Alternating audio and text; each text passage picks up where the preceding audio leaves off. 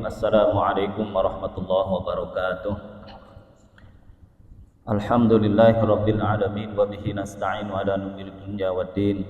Wassalatu wassalamu ala asyrafil anbiya'i wal mursalin sayyidina Muhammadin sallallahu alaihi wasallam wa ala alihi wa ashabihi wa man saru ala nahjihi ila yaumiddin, amma ba'du.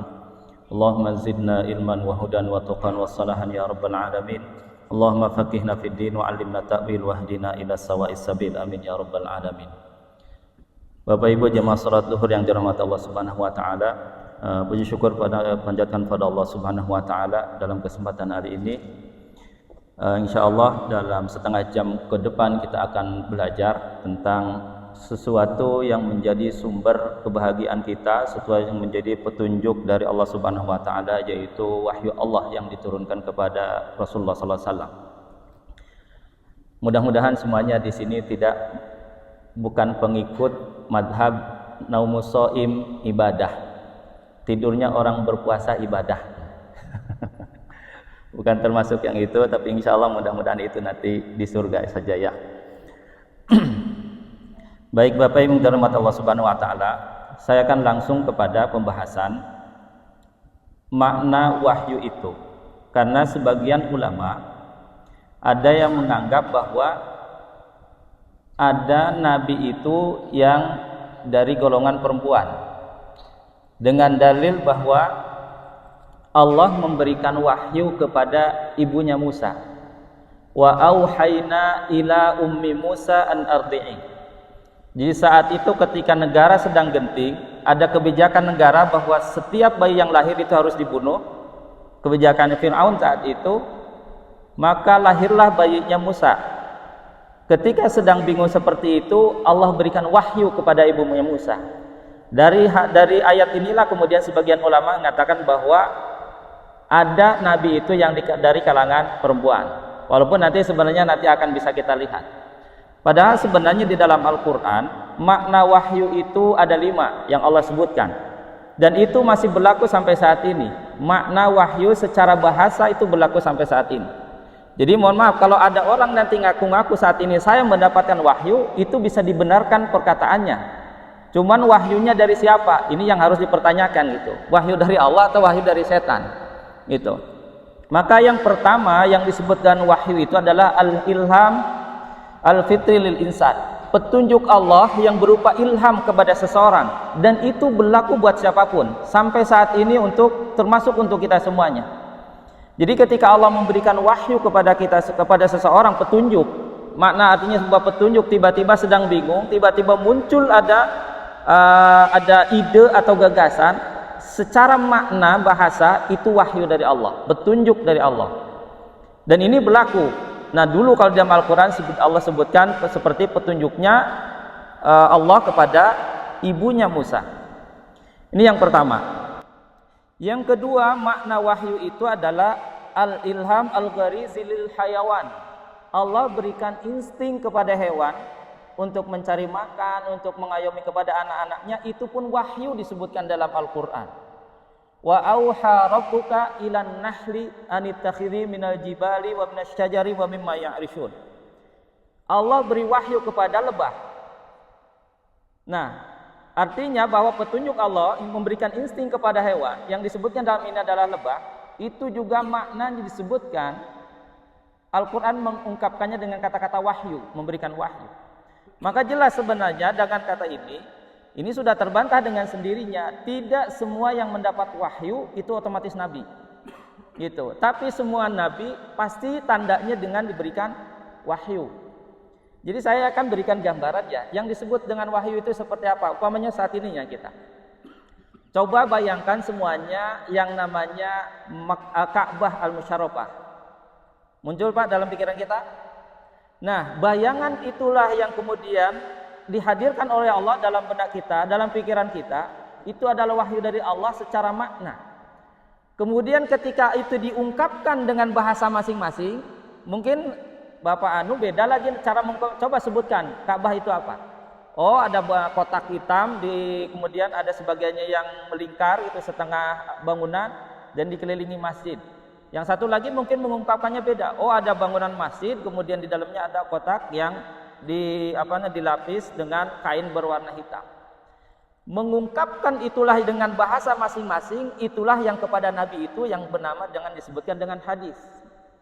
Jadi dengan hadis itulah yang kemudian dihadirkan oleh Allah kepada benaknya Nabi, dan kemudian Nabi mengungkapkannya dengan bahasa sendiri, itu menjadi hadis. Tapi kalau kemudian Nabi mendengar langsung, ada bahasanya, ada lafadznya, yang kemudian Nabi menirukan itu, itulah yang menjadi Al-Quran. Itulah bedanya Al-Quran dengan hadis, sama-sama sumbernya wahyu dari Allah. Cuman bedanya di situ. Nah, ini artinya petunjuk Allah ini termasuk kepada hewan, itu juga Al-Quran mengungkapkannya dengan istilah wahyu. Nah, yang ketiga, wahyu itu maknanya al-isyarah as-sari'ah. Jadi kalau kita memberi isyarat, ini biasanya kalau pasukan atau tentara lagi perang kan dia punya rumus-rumus sendiri. Nah, rumus itulah sebenarnya Al-Quran mengungkapkannya dengan istilah wahyu. Maka ketika Allah menggambarkan tentang Nabi Zakaria, ya kepada Nabi Zakaria bahwa dia akan punya anak, Nabi Zakaria kan nggak percaya karena usianya saat itu sudah berapa? Di dalam tafsir At-Tabari disebutkan 100 tahun atau 120 tahun, nggak punya keturunan, dan istrinya itu 100 tahun, tidak memungkinkan punya keturunan. Tiba-tiba Allah berikan kabar gembira, kamu akan punya anak, dan anaknya langsung diberi namanya oleh Allah langsung, yaitu Nabi Yahya. Nah, Nabi Yahya ini kemudian namanya diberi oleh Allah. Nah, saking nggak percayanya, kemudian Allah tegur akhirnya. Apa tandanya? Kamu nggak usah bicara. Kamu tidak usah bicara, jangan ngeluarin kata-kata selama 3 hari 3 malam. Di dalam surat Ali Imran disebutkan 3 hari, di dalam surat Maryam itu disebutkan 3 malam. Akhirnya 3 hari 3 malam Nabi Zakaria dilarang untuk berbicara oleh Allah. Nah, kemudian Nabi Zakaria memerintahkan kepada kaumnya apa? Dengan isyarat. Isyarat itulah yang disebutkan dalam Al-Quran dengan kata-kata wahyu juga. Jadi rumus itu juga disebutkan wahyu dalam Al-Quran. Nah, yang keempat, makna wahyu itu adalah, ada makna wahyu Allah sebutkan bisikan setan.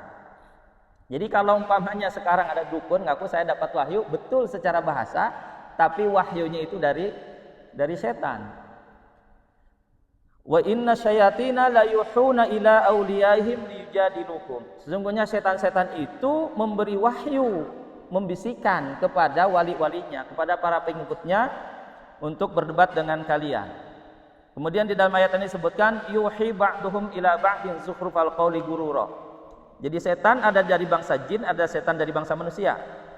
Kemudian mereka saling membisikkan dengan perkataan yang indah, tapi niatnya untuk menjerumuskan. Itu setan. Artinya itu juga bisikan setan. Allah menggambarkan dengan ungkapannya wahyu di dalam Al-Quran. Dan yang kelima, makna wahyu itu adalah ma yulqihillahu ila malaikatihi. Perintah Allah kepada malaikat itu juga disebut dengan wahyu.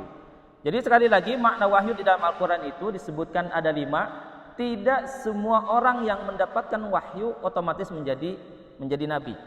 Otomatis menjadi nabi. Karena wahyu itu adalah ilham, petunjuk dari Allah kepada orang-orang pilihannya, dan kemudian dia menjadi petunjuk yang dengan cara yang samar atau kemudian tidak terang-terangan, dia sangat sembunyi-sembunyi. Itu adalah disebutkan wahyu di dalam Al-Quran. Nah, sekarang kalau ada orang mimpi melakukan sesuatu, boleh nggak diamalkan itu? Karena ada orang itu, mohon maaf, dia jadi taubat, dia menjadi jamaah benar, jadi orang baik, itu melalui mimpi. Nah, mimpi apa? Apakah itu mimpi itu berlaku enggak kira-kira? Jadi kalau ada saat ini, karena wahyunya sudah selesai di masa Nabi untuk kenabian, untuk syariat, maka hal itu hanya boleh dijadikan untuk diamalkan untuk sendiri saja. Tidak perlu diungkapkan orang lain, karena mungkin bisa jadi petunjuk itu hanya petunjuk untuk dirinya saja. Jadi saya pernah mendapatkan kisah seorang ibu, mohon maaf, dia itu jarang ngaji kalau bahasanya. Jarang ngaji, kemudian dia dipertemukan dalam mimpinya melihat seseorang yang bercahaya di hari kiamat, dan dia digiring oleh ribuan malaikat. Ketika ditanya siapa itu penghafal Quran waktu di dunia. Si ibu ini kemudian tersadar dari mimpinya, dan kemudian dia berpikir, selama ini ternyata saya jarang baca Quran. Dan akhirnya kemudian dia cari niat untuk belajar Al-Quran, cari di suatu tempat di daerah Jakarta Timur, kecuali ditemukanlah satu lembaga, ketemu dengan seorang ustadz. Dan ustadz itulah yang dia lihat dalam mimpinya itu. Sampai akhirnya dia nangis sejadi-jadinya, dan qadarullah si ustadz itu nggak lama Allah panggil kemudian menghadap Allah Subhanahu wa taala, diwafatkan. Setelah itu tidak lama kemudian Allah wafatkan beliau. Saya termasuk yang menghadiri pemakamannya di Ciputat, dimakamkan di pesantrennya. Nah, itu kan petunjuk. Mungkin buat si ibu itu adalah petunjuk dia untuk merubah hidupnya. Bisa jadi petunjuk dari Allah, tapi berbeda dengan yang lainnya. Karena ketika diungkapkan kepada orang lain, khawatirnya menjadi syariat, nanti seolah-olah ada syariat baru setelah syariatnya Rasulullah SAW. Itu yang tidak boleh. Ya. Nah, itu secara maknanya. Kemudian wahyu ini bagaimana prosesnya, dan ini panjang yang kemudian diterima oleh Rasulullah SAW. Jadi wahyu itu dari Allah, ini saya akan gambarkan. Ini bisa ya. Wahyu dari Allah itu ada biwasitah dan bighairi wasitah. Ada yang langsung, ada yang tidak langsung. Ini Allah. Kemudian ada yang wahyu langsung kepada an-nabiyah. Nabi, ada yang melalui Jibril ya. Jibril. Kalau di dalam qiraat Syu'bah bacanya Jabroil gitu. Man kana aduwwan li Jibrila. Kalau dalam qiraat Syu'bah bacanya man kana aduwwan li Jabroila, bacanya gitu. Jadi bacanya banyak. Itu nanti babnya lain, itu babnya tentang qiraat itu ya. Nah, kemudian dari Jibril ini baru kepada Nabi ya. Oke, saya akan jelaskan satu-satu. Ini yang langsung dari Allah kepada Nabi itu ada dua cara. Yang pertama adalah melalui mimpi. Yang kedua dalam keadaan sadar. Nah, dari mana kita tahu bahwa mimpi Nabi itu sebagai wahyu? Mimpinya Nabi Ibrahim alaihissalam untuk menyembelih anaknya dilakukan nggak oleh Nabi Ibrahim? Dilaksanakan. Berarti artinya mimpinya para nabi itu akan menjadi wahyu, petunjuk dan perintah atau larangan yang itu harus dilaksanakan, karena itu adalah perintah dari Allah. Nah, walaupun kemudian Allah ganti dengan domba gitu ya, tapi artinya mimpinya ini menjadi wahyu sendiri. Nah, sebagian para ulama ada yang mengatakan surat Al-Kautsar itu juga Allah turunkan kepada Nabi Muhammad dalam keadaan sedang bermimpi. Mimpinya gini, jadi Nabi itu saat itu sedang kumpul seperti ini. Tiba-tiba Nabi itu tertunduk, agak pulas gitu tertunduknya. Jadi kalau sekarang ada yang tertunduk jangan dibangunin, mungkin sedang menerima wahyu gitu ya. Jadi betul Nabi itu saat itu kemudian tertunduk. Kemudian ketika dia mengangkat kepalanya sambil tersenyum. Ditanya oleh para sahabat kan bingung, ya Rasulullah kenapa engkau tersenyum-senyum gitu ya. Kemudian Nabi mengatakan unzilat alayya anifan suratul Kautsar. Barusan saja diturunkan kepadaku surat Al-Kautsar. Surat Al-Kautsar itu kan kabar gembira untuk Nabi bahwa engkau akan diberi telaga Kautsar. Gitu. Jadi ini kata sebagian ulama, walaupun mayoritas ulama mengatakan bahwa tidak ada Al-Qur'an yang diturunkan melalui mimpi. Jadi ada perbedaan pendapat di situ. Nah, yang kedua dalam keadaan sadar. Dalam keadaan sadar ini Allah langsung berfirman kepada Nabi. Contoh kepada Nabi Musa, Allah langsung berfirman kepada Nabi Musa, ini tanpa perantaraan Jibril, tanpa perantaraan malaikat. Langsung berkata, wa kallamallahu Musa taklima. Allah langsung berbicara, tapi ada hijab, ada pembatas. Kemudian di dalam ayat yang disebutkan ketika Nabi Isra dan Mi'raj, itu kan Allah langsung bicara dengan Nabi Muhammad SAW, yang kemudian disitulah muncullah perintah tentang sholat yang 50 waktu. Salat 50 waktu kan perintahnya langsung. Allah dipanggil langsung ke Sidratul Muntaha, ketemu dengan Allah langsung. Bagaimana bisa jadi 5? Nah, ini berkahnya Nabi Musa alaihissalam. Karena di langit ke-7 turun Nabi Musa, kata Nabi Musa, umatmu nggak akan kuat Muhammad. Sampai 9 kali. Jadi Nabi Musa dengan segala kekurangan kelebihannya, Nabi Musa itu nabi yang paling banyak protes. Termasuk dalam Al-Quran digambarkan. Tapi protesnya berkah untuk kita. Jadi silsilahnya, asbabun nuzulnya, sebenarnya kisah kronologisnya kita jadi 5 itu berkahnya Nabi Musa. Maaf, Nabi Musa itu ada di langit ke-6. Di langit ke-7 adanya Nabi Ibrahim. Nabi Ibrahim nggak komen. Nabi Ibrahim kan lemah lembut, gitu aja gitu. Nabi Musa datang, wah Muhammad, umatmu nggak akan kuat, umat saya aja nggak kuat gitu ya. Akhirnya sampai bolak-balik 9 kali, jadilah yang tadinya 50 menjadi 5. Nah, ini langsung. Dan ini sekali lagi yang langsung ini tidak ada Al-Qur'an di sini. Tidak ada Al-Qur'an di sini. Nah, ada yang kedua itu dengan biwasitoh. Ada yang kedua, cara wahyu itu Allah turunkan dengan cara perantaraan. Berarti kalau perantaraan ada Jibril di sini. Kalau Jibril ada 2 tahap. Jibril ngambil dulu dari Allah, kemudian Jibril baru kemudian menurunkan kepada Nabi Muhammad. Pertanyaannya, bagaimanakah Jibril ini menerima dari Allah? Nah, kan Al-Quran, wahyu, termasuk maqadirul khalqa itu semuanya ada di Lauhul Mahfud, ya. Lauhul Mahfud. Lauhul Mahfud itu kalau bahasa kita itu bank data, semuanya takdir seluruh makhluk itu ada di situ. Sebelum kita diciptakan oleh Allah, data kita semuanya sudah ada di Lauhul Mahfud. Termasuk di situ ada Al-Qur'an, sudah ada di sini. Nah, bagaimana kemudian Jibril menerima ini dari Allah? Ini ada beberapa pendapat. Yang paling kuatnya pendapatnya mengatakan bahwa Jibril itu menerima langsung dengan mendengar dan dengan lafaz yang khusus dari Allah.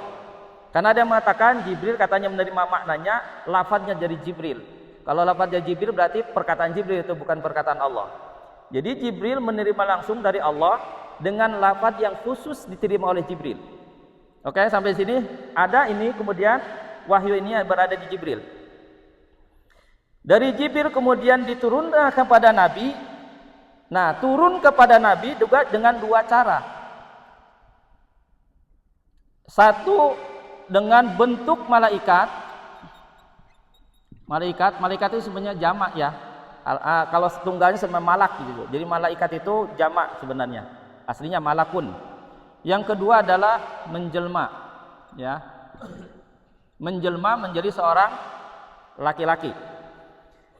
Nah, jadi ketika Nabi itu menerima wahyu pertama itu dalam bentuk langsung malaikat, dan ini yang paling berat bagi Nabi.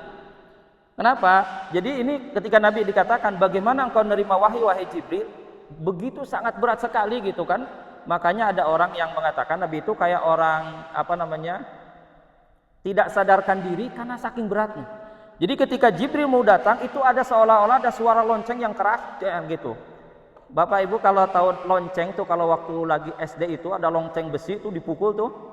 Bayangkan kalau itu sebenarnya dipukul di samping telinga kita. Kira-kira Nabi itu ketika mendengar Jibril itu mau datang itu kira-kira dengar seperti itu.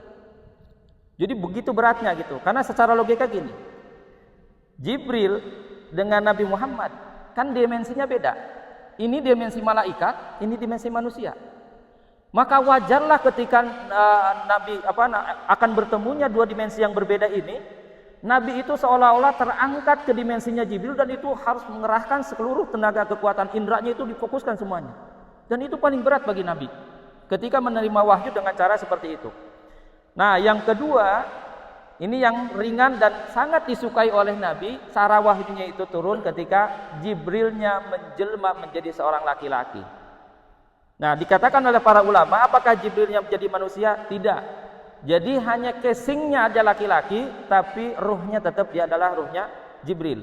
Dari mana kita tahu? Di dalam hadis Arba'in, hadis yang kedua itu disebutkan, ya, ketika sedang berkumpul, tiba-tiba ada orang dengan rambutnya hitam, pakaiannya putih-putih, nggak kelihatan bekas jalannya, kemudian tiba-tiba duduk di hadapan Nabi, yang kemudian dia mengajarkan apa itu Islam, apa itu iman, apa itu ihsan. Nabi kemudian menjawab itu semuanya, kemudian tanya lagi bagaimana tanda-tandanya kiamat. Kemudian setelah itu ya orang itu pergi lagi menghilang. Nabi mengatakan, tahukah kalian tadi yang datang? Innahu Jibril atakum yu'allimukum dinakum. Dia adalah Jibril yang datang kemudian mengajarkan agama kepada kalian. Dan ini lebih enteng bagi Nabi, karena seolah-olah dia dialog dengan manusia. Dengan manusia gini. Itu Nabi yang paling senang ketika wahyu itu turun. Nah, ini semuanya diterima oleh Nabi dalam waktu 22 tahun 2 bulan 22 hari, yang dibulatkan menjadi 23 23 tahun. Ini yang disebut turunnya dari Jibril kemana? Kepada Nabi itu secara munajjaman, berangsur-angsur sedikit-sedikit. Makanya kita paham ketika Al-Quran turun, ini kalau di Ramadan, kita ini kan dulu ya, supaya kita paham posisinya. Kita ini suka memperingati nuzulul Quran pada tanggal berapa, Pak? 17 Ramadan. Nuzulul Quran kan 17 Ramadan diperingatinya. Sementara malam Lailatul Qadar itu tanggal berapa? Tanggal 21, 23 dan seterusnya. Ya. Lailatul Qadar itu artinya apa? Malam turunnya Al-Qur'an. Malam turunnya Al-Qur'an kan? Lailatul Qadar itu malam diturunkannya Al-Qur'an. Nah, kenapa malam turunnya Al-Qur'an tanggal 21 ke atas sementara memperingatinya tanggal 17? Kira-kira di mana tuh?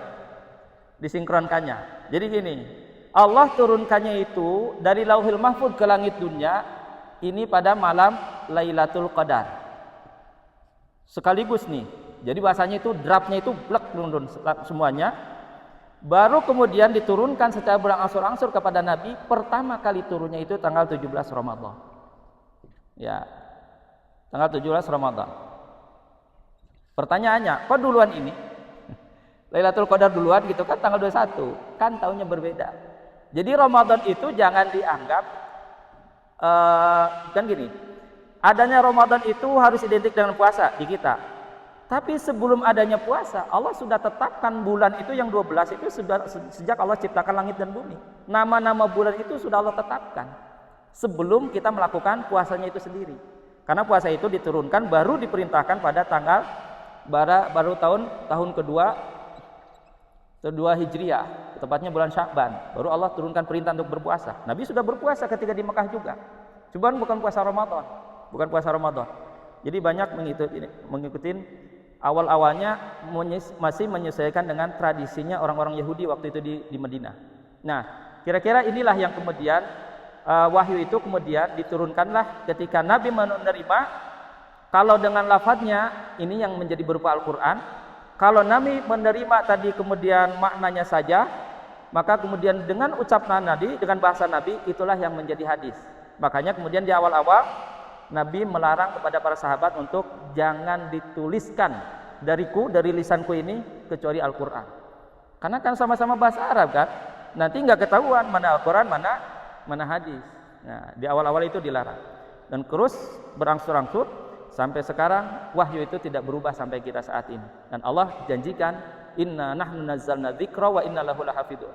Kami yang menjaganya dan kami yang bertanggung jawab, kami yang menurunkan dan kami yang bertanggung jawab untuk menjaganya sampai nanti hari kiamat. Maka pernah ada dalam satu kapal itu Quran palsu, ketahuan 1-2 kata dirubah, tapi itu sangat vital perubahannya, tenggelamkan semuanya. Jadi Allah punya caranya sendiri.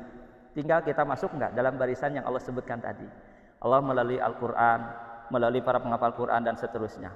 Ya, maka menjaga Al-Quran dengan 2 cara. Maka disebutkan namanya Al-Quran itu Al-Quran dan Al-Kitab. Al-Quran itu artinya bacaan, Al-Kitab artinya tulisan. Jadi cara menjaga Al-Quran dengan 2 cara, dengan ditulis dan dibaca. Dan itu yang sampai sekarang saat ini. Kalau sekarang ditulisnya dan dicetak berarti kan, dengan tulisan modern. Nah, dengan 2 cara itulah sampai sekarang kita bisa menikmati bagaimana petunjuk Allah yang 1400 tahun diturunkan kepada Nabi-Nya. Ini adalah karunia yang besar yang Allah anugerahkan kepada kita semuanya. Itu saja, mungkin sudah jam 1. Aku qouli hadza astaghfirullahi wa lakum. Assalamualaikum warahmatullahi wabarakatuh.